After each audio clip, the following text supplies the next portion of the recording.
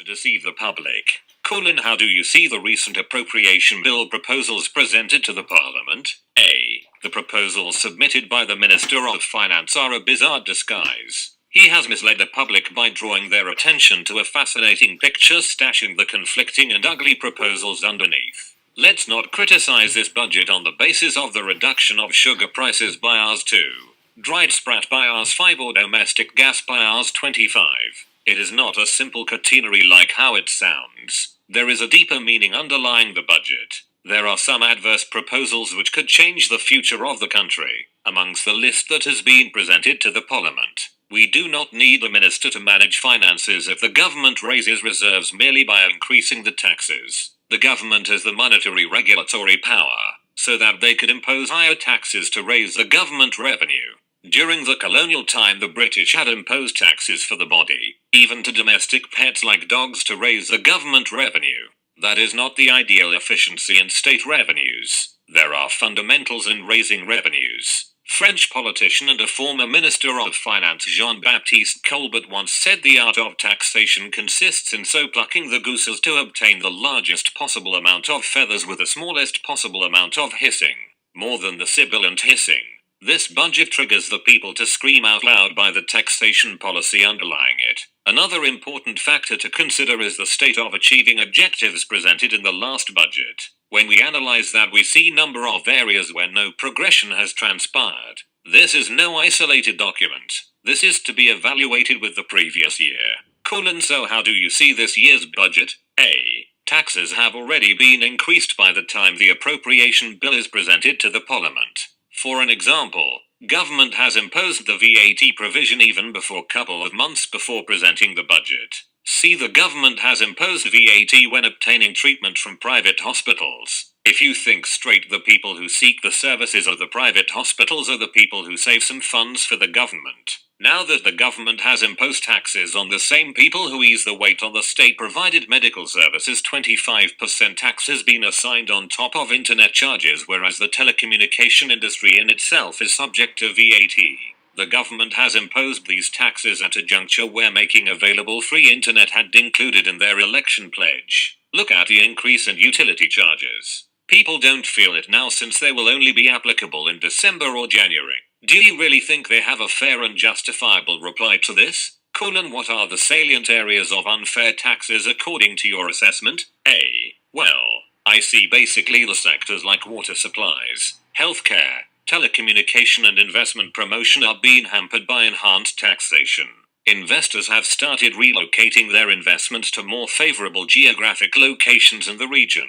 See the pressure mounted on the elite business community of the country. Are you aware that all chairpersons of the top 20 public quoted companies are being questioned by the FCID by now? Sri Lanka is marching towards a police state, so how can it be favorable to any business? Who would invest in the share market when the former chairman of the Securities and Exchange Commission is being put behind bars? Also look at the state acquisitions of enterprises. See how CSN being taken over by the government. Also see how the global enterprise of Vanguard being torn down to pieces. How can an investor with a sound mind think of any investment in the country with no risk in investment? As we all know, China today is the biggest investor in the world. Finance Minister had a preconceived anti-Chinese mentality. Even when they were representing the opposition, UNP had criticized Chinese presence in the country. They had personified the Chinese as a bogey striving to control the country. Also, they said Sri Lanka was at the verge of becoming a Chinese colony. See, Chinese have granted US $46 million to Pakistan, US $24 million to Bangladesh, US $16 million to India, and also they funded England and Africa. However, we couldn't get more than US $6 million to Sri Lanka up to now. How can the country receive funds when we constantly attack the biggest investor of the entire world? Not only the ill treatments to Chinese assistants, but the world-renowned specialized institutions on credit rating evaluation like Fitch and Moody's have rated Sri Lanka as a high-risk country to invest. This budget has created a total holocaust in the finance industry. You emphasize the privatizing of some of the functions of the Central Bank of Sri Lanka, CBSL. How can that be possible? A. The Parliament is vested with the monetary power of the people. Parliament has vested the power to central bank with the Monetary Law Act No. 58 of 1949. As you may know, CBSL is the apex body of the financial system of the country. CBSL works as an independent institution. For the first time in the history, the government is striving to privatize the payment system of the CBSL. The payment system is incorporated with the Payment and Settlement System Act No. 28 of 2005. The Chapter 4 of the Act prescribed the CBSL to oversee the operation of payments and clearance. Now the Finance Minister has submitted a Cabinet paper to establish a digitalized payment platform for the government. The Cabinet has approved the proposal. Subsequently, the Governor of the Central Bank has extended his objections in writing regarding this decision. There were no issues raised up to now in this affair. So why do they need to change it completely when there are no issues with the present system? What are the new restrictions imposed on personal savings in banks? A. Tax relief on interest over personal investments in banks have been removed. Only the investments made by senior citizens are relieved from this up to a limit of Rs 1.5 million. The government has imposed a retention levy of 5% on all the interest drawn from the savings in banks. The government has introduced a brand new tax to charge 0.5% on every transaction above Rs 10,000. This is called the Financial Transactions Tax. If you go through the budget proposals, you could see how that is craftily deceived in the text. Just imagine the impact it could make on the people. What are the other areas that the taxes have been increased? A. Amongst the many taxes, court fee when filing a case has been increased. Firearm license fee has been increased. Luxury tax on vehicles has been increased. Airport disembarkation fee has been increased by US $50. Tax on telecasting dubbed foreign teledramas has been increased. Rs 200 fee is imposed when activating a new mobile SIM card and 10% tax is imposed on capital gains. Fines have been increased for traffic offenses. Nation building tax has been increased and many more. Only relief granted is when importing beer. Water charges proposed to increase whilst mere Rs 10 tax assigned when importing beer to the country. What do you think about the state of debt of the country? A.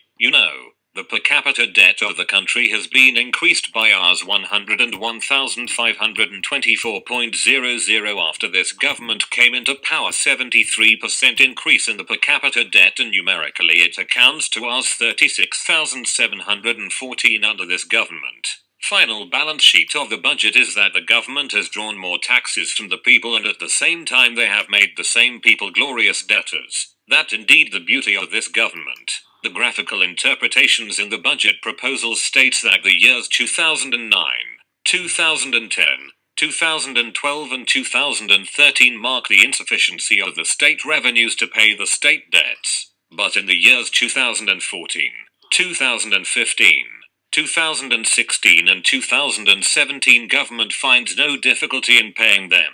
The budget deficit in 2009 was 9.9 and it was 86.2% against the GDP. After the cessation of the war we reduced the budget deficit to 5.7 and it was then 71%. In 2016 this government takes the budget deficit to 2.4 and the 76% against the GDP. In 2014 the national debt was Rs 598 billion but it has grown to Rs 1,112 billion.